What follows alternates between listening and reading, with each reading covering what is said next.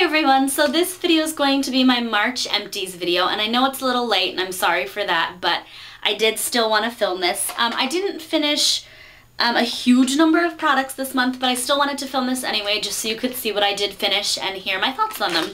So the first thing I finished, and I pretty much finish one of these every month, and these are my Kirkland Daily Facial Cleansing Towelettes. These are my favorite makeup removing cloths, and I use it to remove my makeup at night before I wash my face, or I hate to say it, but on those nights when I am just completely exhausted, and I know that everyone has those nights where you just don't feel like washing your face, but this at least gets all the traces of dirt and makeup off your face so it's clean.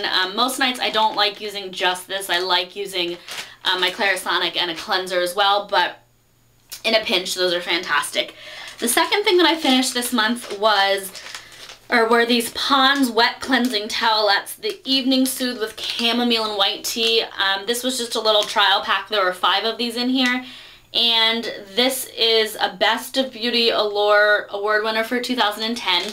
I was really excited to try these just because I hadn't tried any new facial cleansing towelettes since finding the Kirkland ones. Really, I've tried a couple here and there, but I wanted to try these because I've heard really great things about Pond's.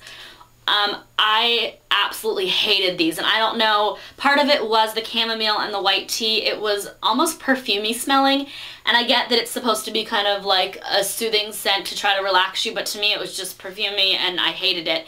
It stung my eyes, which is a big thing. That's one of the reasons why I love the Kirkland, because it doesn't sting my eyes.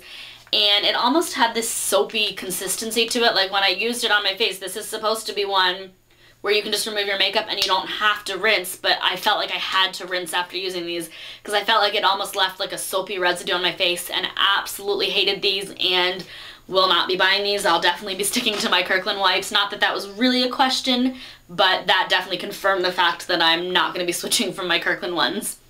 The next thing that I finished was my Bath & Body Works Country Apple Shower Gel, and this one, I really like the shower gel, and I've used it a bunch of times before, but for some reason throughout this bottle, I guess during the month of February and March is when I was using this, and my skin was just really dry, a lot drier than it normally was, and I actually started using a different body wash and my skin wasn't quite as dry. So I really think that it was this shower gel, which is a shame because the Country Apple's one of my favorite scents. I really like these body washes, so this might be something that I can only use in the middle of the summer when my skin is not quite as dry. I don't know, but I haven't really had issues with this up until this particular time. So I don't know. For now, I'm not going to be repurchasing these.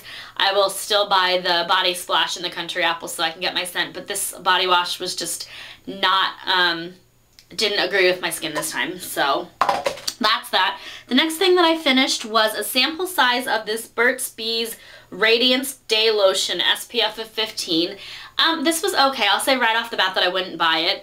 It gave my skin a nice kind of glow to it, but it had a perfumey smell and it left a really greasy feeling, and those are 2 of the biggest things for me in a moisturizer, is that they don't leave my skin greasy and that they don't have an unpleasant smell, which some people might find the smell pleasant, but my nose didn't agree with it, so I will not be purchasing that. Next thing that I finished is this True Blue Mini Apricot and White Tea Smoothing Facial Scrub, and this was okay. It was the consistency of it. If you've ever tried the St. Ives Apricot Scrub, it has a finer consistency than that, but it's still too rough for my face. It was just too abrasive for my face, and I'm really trying to be very aware of products that I use on my face, especially exfoliators, because there are so many out there that are like this one or the St. Ives Apricot Scrub that are just super abrasive on my face. I ended up using this because I don't like to waste product, but I ended up using this as a foot scrub, and I loved it as a foot scrub, but I wouldn't buy it for its intended purpose as a face scrub. The next thing that I finished was this Truth Art Beauty Face Nourish Serum, and this came in my Birchbox, and this little teeny sample lasted quite a while, and this was my first, I guess, experience with a face oil, and it seems a little bit contradictory because I have combination oily skin, so it seems odd to put an oil on skin that's already oily. I was really kind of very skeptical about a face oil, but I really love this. It made my skin brighter, it made my skin softer, and basically what I did with this is it's in a little droplet form, and this is a sample size again, but I would just take 1 or 2 drops and mix it in with my night cream, and I would use it that way, and it did leave my skin a little bit greasy, but it left it definitely, I mean, the greasiness went away, and I woke up in the morning with the softest skin, and I could really notice the difference in my face's texture and the way that it looked. So I really love this, and I'm currently trying out a different face oil. I'm trying out the Josie Marin 100% Argan Oil. This one is from Truth Art Beauty, and this one has argan, raspberry, rosehip, and pumpkin oil in it, and it also has vitamin E. So this is one that I really did like this one, and you can get this one from Truth Art Beauty or from the Birchbox website. And again, I really like that one. It's a little bit pricey, so I don't know if I'd repurchase now, but it's definitely a product that I love and would consider purchasing later down the road. And the last thing that I finished this month was my e.l.f. Candid Coral Blush. And as you can see, nothing left. And this is one of my absolute favorite blushes. You can kind of see around the edges here, the shade, just a really pretty coral blush. This is a blush that I felt comfortable using all year round. It was one of my absolute favorite blushes, and I do have a backup of that. So that was my March Empties video. I hope you all enjoyed it. As always, if you have any questions, please leave your questions or comments in the comment box. And until next time, stay beautiful. Bye.